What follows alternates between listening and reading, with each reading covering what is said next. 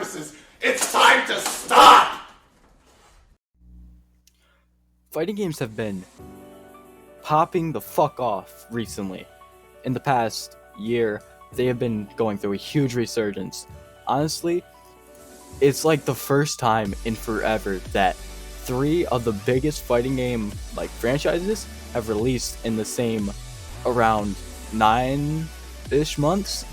From Street Fighter 6 that came out in June, then Mortal Kombat 1 in September, Tekken 8 in January, which is only 6 days from when I'm recording this audio, but it's probably going to release in 2 days, so about 8 days after launch. And it's very daunting to think of which one you would want to play.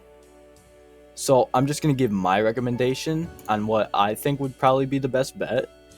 And yeah, I'm going to try to be as non-biased as I can. I have only recently gotten really into fighting games. I started back in June when Street Fighter 6 came out, but I've played since I was pretty much 4 or 5 years old when I first played Mortal Kombat 2 on the Sega Genesis, because my parents didn't care. So I will be giving my thoughts on every single one of these games and talk about its appeal, its gameplay, art style, story, casual appeal, characters, and competitive, ranked.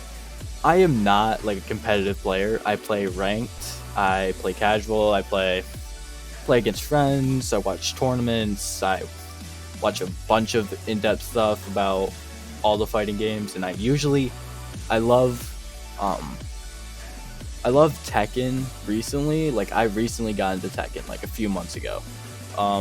So I'm a little biased towards that one, even though I've played Mortal Kombat since I was 7. So yeah, let's get into it. Round 1. Fight! Street Fighter 6 is the game that the Street Fighter community needed after the lackluster Street Fighter 5. I'm not the biggest Street Fighter fan. I bought 5 when it came out and Street Fighter 4, but I got bored and gave up. But I really do enjoy Street Fighter 6. It has amazing ways to deal with most situations, and I used to play it over and over and over again. It allows you to play defensively, offensively, with both having pros and cons and being viable. Street Fighter 6 brings the parry back from Street Fighter 3's Third Strike, which I never played, but I watched tournaments of it and obviously saw the famous Evo 36 moment with Diego versus Justin.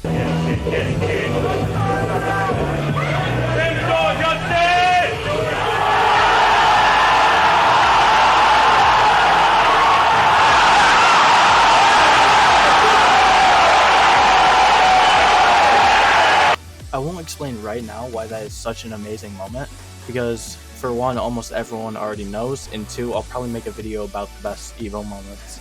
Back to Street Fighter 6.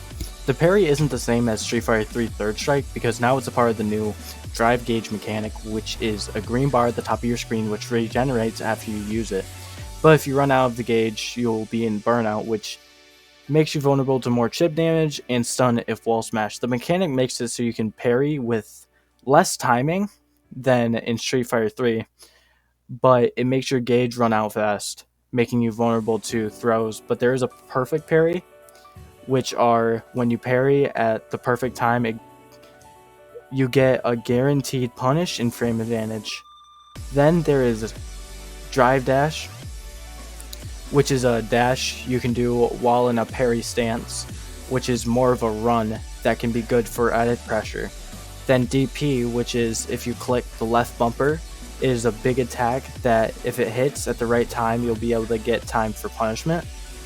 But if they see it coming, they can use it as well and parry you and use it so they can get a combo and even a wall bound. That's a lot of the gameplay, and they have modern controls for new players, which makes the moves more complicated, but they do less damage. On the art style, the game is stylish as fuck, with lots of effects and supers and drive moves, the whole hip-hop aesthetic. It looks realistic and like a cartoon. Street Fighter 6 is the best Street Fighter game I've played, and I'd recommend it if you are completely new to fighting games or anything like that, but there is a huge downside. There were only 18 characters at launch, and the DLC isn't very consistent with releases. It's a lot easier to get into a bad character crisis with this game, in my opinion. I stopped playing this game in September because of MK1, and it's hard to go back because the games are very different. But I think if you are a huge Street Fighter fan, a new fighting game player, or really like parrying and 2D footsies, this is the game for you. But if you like a big roster, then this isn't for you. It is hard to get into. I'd recommend watching more videos about it before committing into buying it, and the same goes for all of these games. Round 1. Fight! Mortal Kombat 1 is a very mixed bag.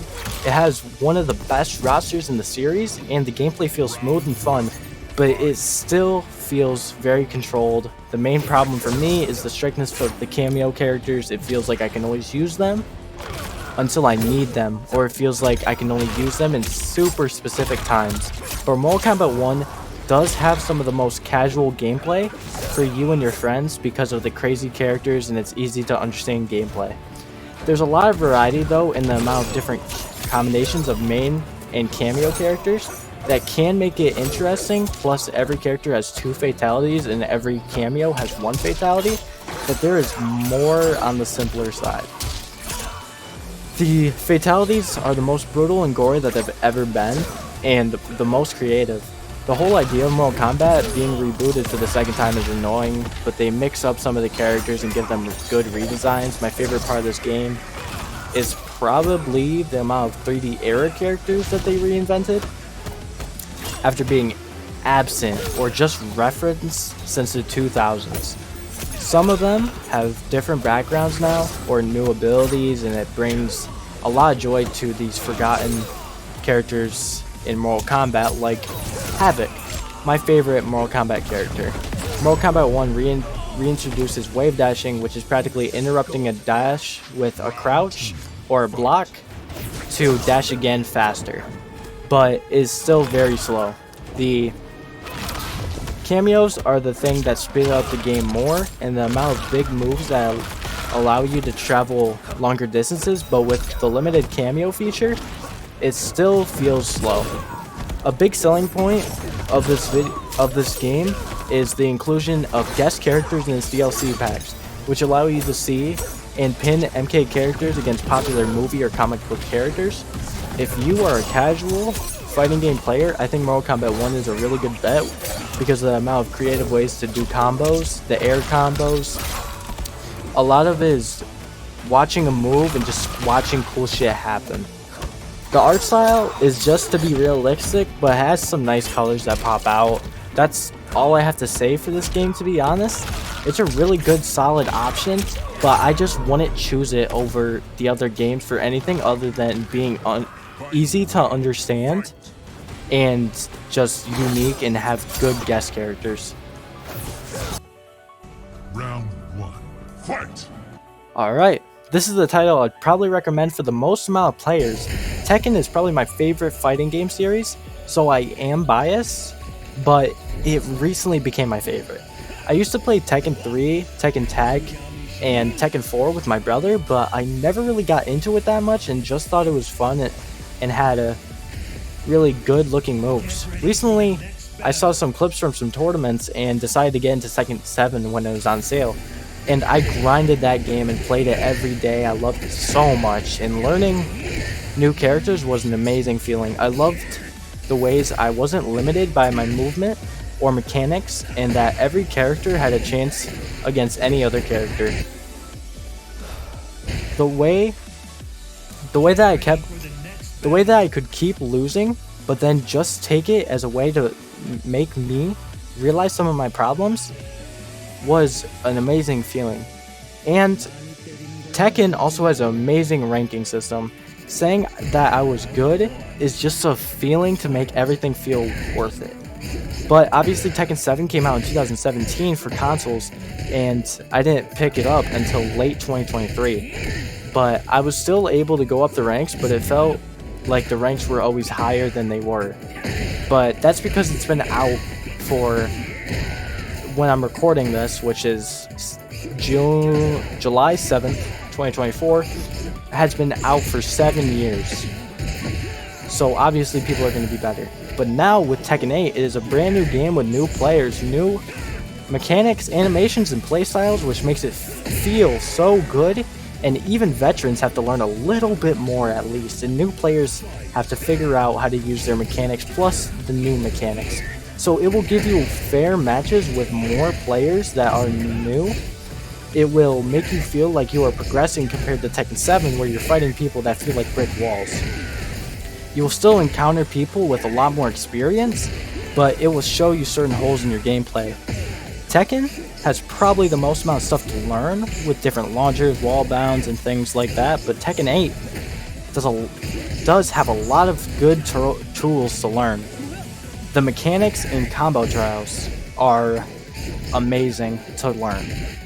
Tekken 8 has 30 characters in its roster and a wide variety of styles, so it is overwhelming to pick a character. I chose Harang because I loved his kicks and honestly just looked cool, and I loved his launchers. If you want a character to apply pressure or whiff punish with jabs, there's Steve, which is my main in Tekken 7, but you'll be weak to lows and sidestepping. Basically, I'm trying to say that there is a lot going on in Tekken at once, with being a 3D environment, but it is the most expressive and free fighting game I've played. Like Mortal Kombat, Tekken 7 has had guest characters from different fighting games, but there isn't confirmation of any for Tekken 8. But there is the massive 30 character roster at the launch and 4 more coming in this year. I think it's safe to say there will be plenty of variety in ways to express yourself. Tekken 8 has a new mechanic as well, which is the heat system, which is something you activate through pressing the right bumper or using a specific move that gets you into heat. Heat mode makes you have a lot better offense with more chip damage, a heat dash, and a heat smash. It can also make normal moves better, like Jin's uppercut, where you need to have a 1 frame input to get an electric, will now just be automatic with your heat gauge, but it will drain your heat gauge more. The rage attack from Tekken 6 is back. With no rage arts this time though, basically, it feels like a fatal blow from Mortal Kombat, but the amount of damage it does depends on how low your health is. Tekken 8 is the best looking fighting game in my opinion on the market right now. It's like a live action anime if it was able to still do things only possible in animation. The colors are amazing, being vibrant, the texture work on everything is stunning. I would recommend Tekken 8 to anyone that loves games and watching the UFC, or people's fans of previous Tekken games, or just anyone that wants to get into fighting games in general. Well, this is the end of the video, so I just want to say thank you for watching, and honestly, either of these games, any of them, are a good starting point, honestly. It's just up to you for your own personal, just what you want. Street Fighter 6 is the most basic one, where basics is the best thing. Street Fighter 6 is probably the hardest one still, for me, because I haven't played it that much. It's not a walk in the park. None of these games are. They all take learning. But they're all rewarding in their own ways, and they all have their own unique things. So, with that being stated, I love you all, and thank you for watching. This is Cummins. I'll see you later.